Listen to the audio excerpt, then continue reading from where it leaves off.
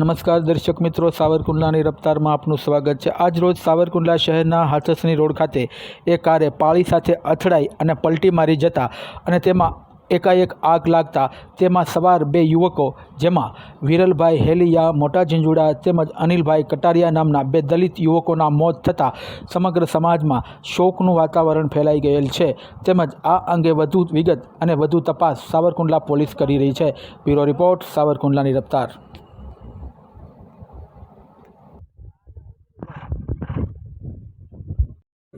MG નાખો હે જોવો તો એક જ છે ભાઈ માલિક એક છે અમીરભાઈ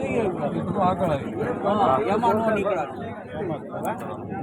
બધું છે આયા લઈ લીધો આ ઈ વેરીફાઈ કરાવો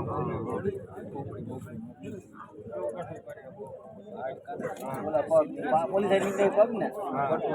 આ પટ્ટો એક દેખાય બીજું પેન્ટ ને પેન્ટ જે અડધું છે આ બધું જીન્સ નું પેન્ટ પહેરેલું એક છે ભાઈ એક જ છે ને એક જ છે આ પગ અહીંયા પગ ને આ બધું હાથ ને આ બધું અહીંયા ભેગું થઈ ગયું બધું આવ ઈ મને ખબર